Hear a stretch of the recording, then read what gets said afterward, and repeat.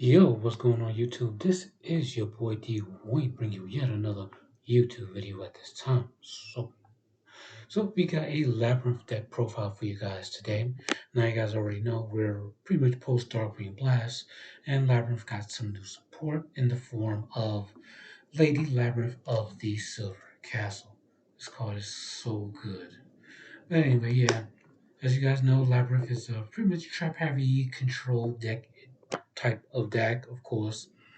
And it pretty much works synergizing with the monsters, getting to traps and traps getting to monsters, and stuff like that. They both work off of each other to control the field and set up your game states from there. So it's sort of in the same vein as Blue Eyes and Rika. When I have a deck I like, I'll definitely put some time and effort into it, and give deck profiles and even replays and stuff like that. So with that being said, let's go ahead and get straight into the deck profile.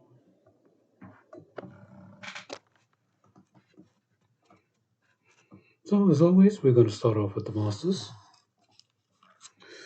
First, we have two Lady Labrynth of the Silver Castle. Now, this is the new card coming out of Darkwing Blast. So basically, what she does is when a Labyrinth card or a normal trap is activated, you can special summon this card from your hand in defense position. So basically, you can doesn't necessarily have to chain to the effect in order to special summon it, but you can chain to whatever effect activates, which means you can actually do this like when you're doing any part of the turn that you activated a labyrinth card or a normal trap. So that's really good. But fortunately, special summons it in defense mode. That's okay, I guess, because if it's something is sad, it's so going on to the next part of this effect is um when a normal trap is activated, you can chain to that and activate a trap card with a different name from your deck. So also, and lastly, it cannot be destroyed nor targeted by card effects while you control a set card on the field. So, you can have this on the field with like 4 or 5 sets in any given turn. This card is protected, and your traps will be able to do their thing from there. So, this card is definitely really solid, definitely a necessity for the deck.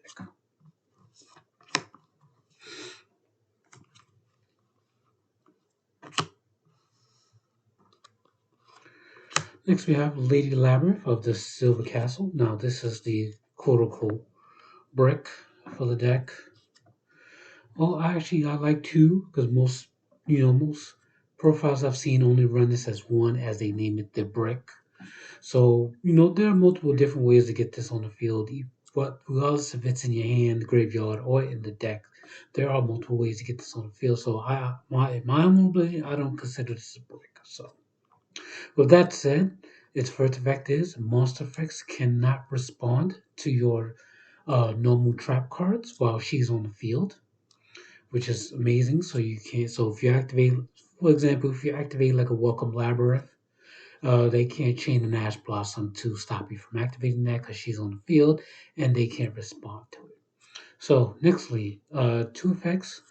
One, when a monster is removed from the field by your normal traps, you can activate her effect to either destroy a card in the hand or in the or on the field as well. So that's definitely solid. So once again, the big welcome labyrinth when that comes out, that actually removes a monster from the field via its own effect. So it'll most certainly trigger this effect to destroy a card on your opponent's field or in their hand. So what's this last effect? Wait a minute. Okay, yeah. So yeah, definitely this card's pretty solid. Another necessity, as it can also get your trap cards back from the graveyard as well and set it onto the field. So it's called solid.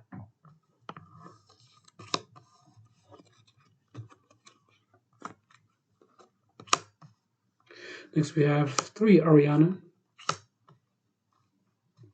This one essentially a searcher for the deck. It searches your entire archetype, of course, from deck to hand, of course, susceptible to Ash, But if you have this in conjunction with no, never mind. That doesn't even work that way. All right, so it's next effect is if a monster is removed from the field while this is on the field, you can draw and then either set a spell or trap or special summon a fiend from your hand. So that's what I meant by getting, Silver Castle out of your hand. You can get it out of the hand through this effect. All right, so that's that. Pretty much the three of pretty mandatory for the deck.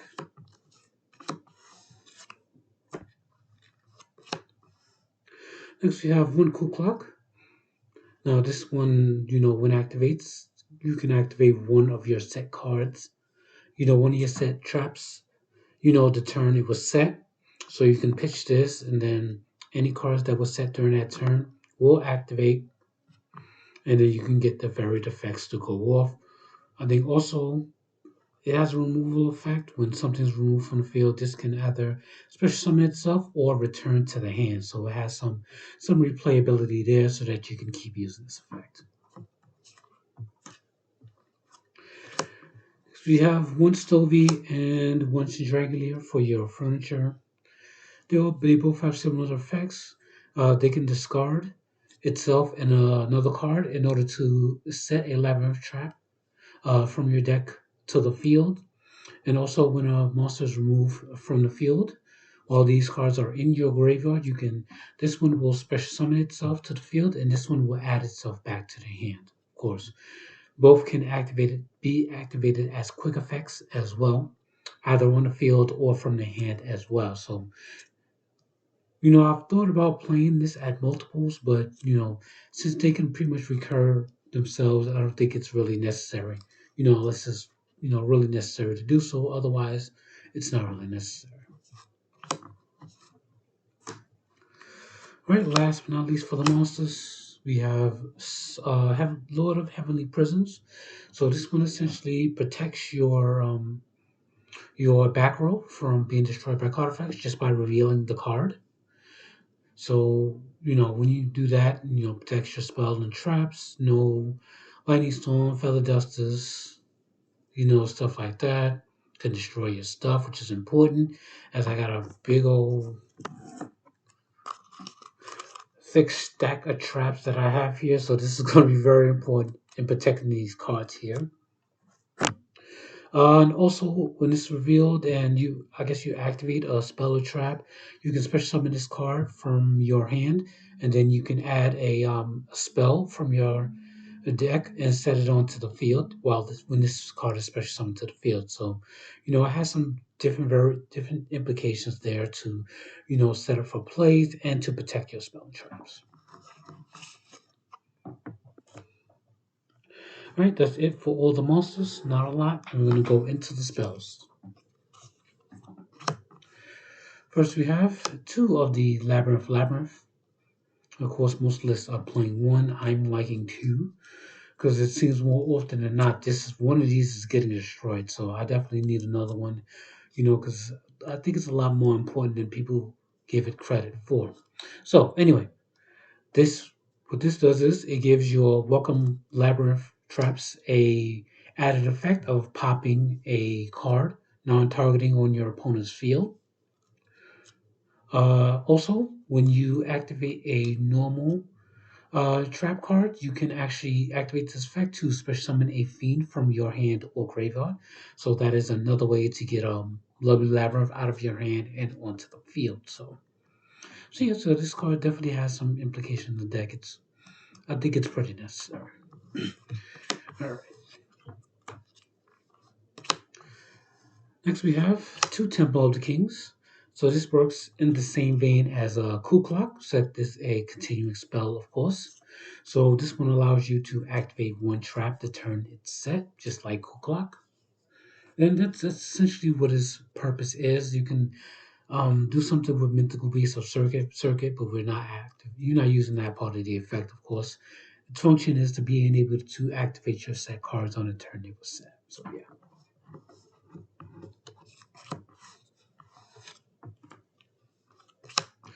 One pile dweller just to dig through your deck for pieces you may need.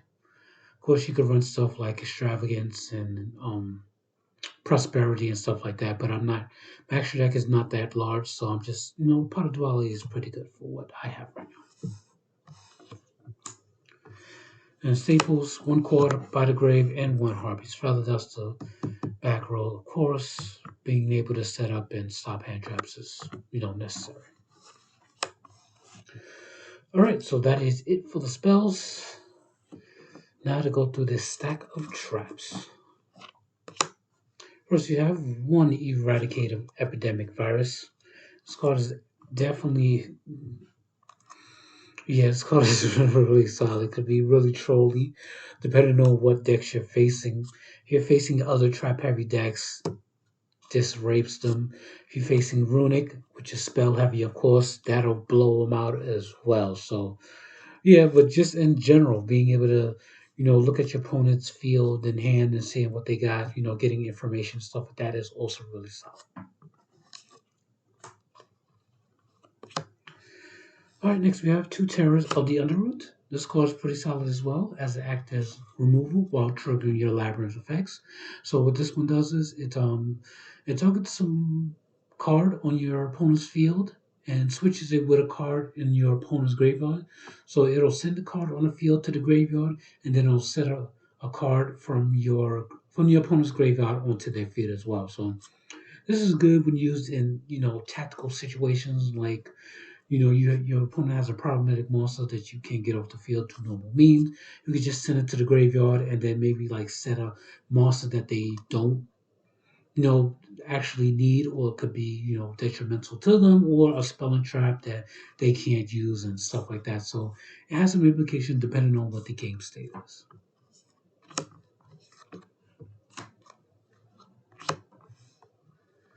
All right, to Archfiend's Ghastly Gliss. Now this one targets a monster. I think it targets a monster. Yeah, if you control a fiend, target one card on the field. Yeah, just targets one card on the field, destroys it, and then you can send one fiend from your deck to the graveyard. So this, in conjunction with the Labyrinth can essentially get any fiend out of your graveyard onto the field. So this acts as removal, which will set off the Well, this is a non-Labyrinth trap, which will set off the labyrinth, which will get you the fiend to the graveyard. So it essentially all activates, in one single chain. So this will activate pop, then send it to the graveyard, and then the labyrinth will activate to special summon the monster that you just sent to the graveyard, to your field and whatnot. So that's essentially how it works together with the labyrinth. Definitely a solid card.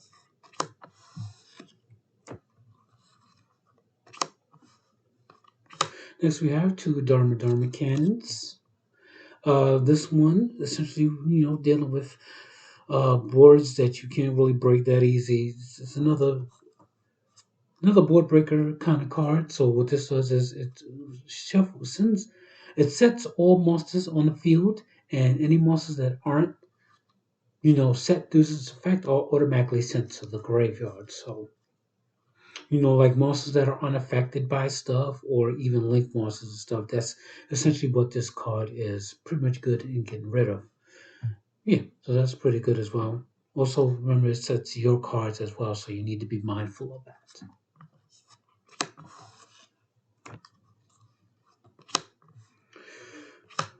Two D barriers, of course. You guys already know it's pretty much a staple in any trap deck you play.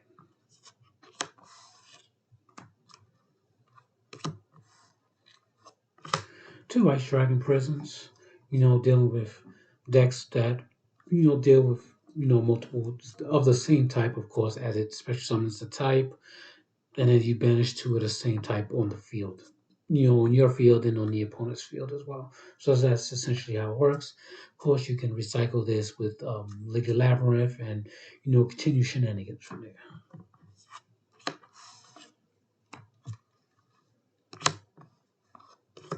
Two summon limits. This is essentially a stun deck, so you need cards like this, and the deck takes a lot of time to really set up. So you would need something like this to kind of slow down the game state so that you can make your plays, because a lot of decks are really faster than this deck, as it takes, like I said, it takes time to set up.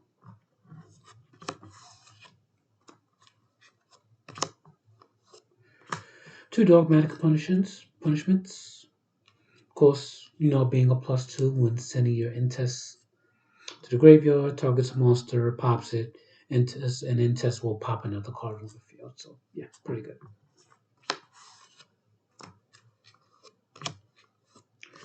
Two solemn strikes, of course, staples. Triple welcome labyrinth.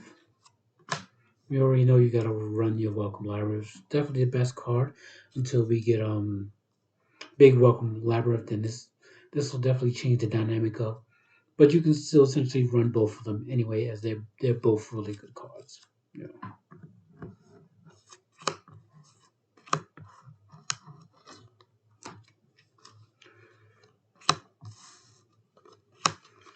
Triple impermanence, of course. You got to be able to negate your the monster effects. And important. It's definitely important to be able to negate monster effects. Lastly, one compulse as a staple, of course. Triggers your labyrinth effects because it's removing a monster from the field, and it's a normal trap. So yeah, you guys already know. Right, that is it for the deck. Action deck, very, very briefly.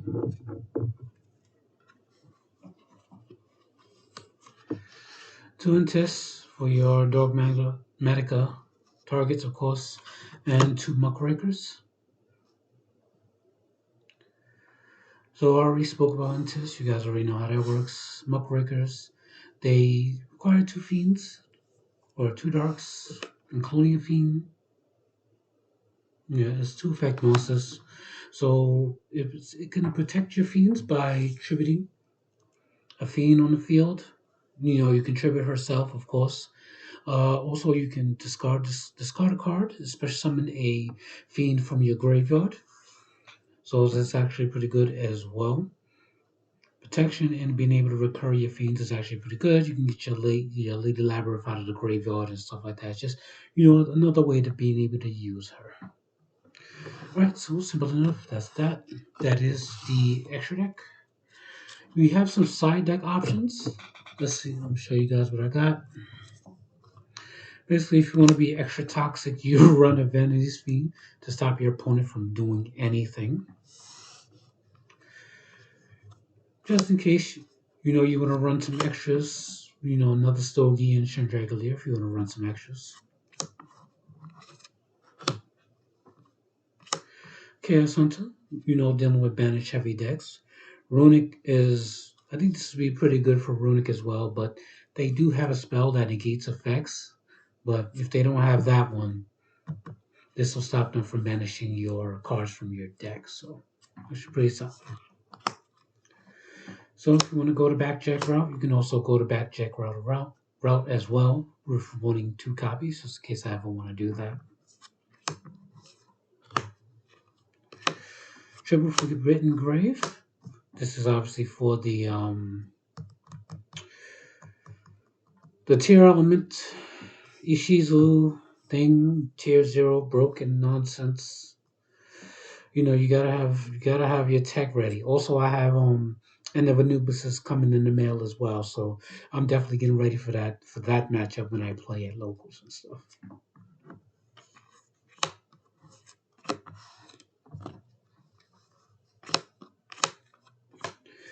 Also, anti-spell fragrance for the runic matchup as well, slowing them down and just slowing down decks in general.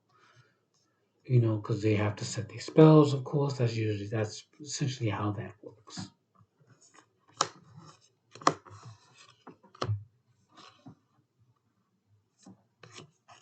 Shimilul Archfiend.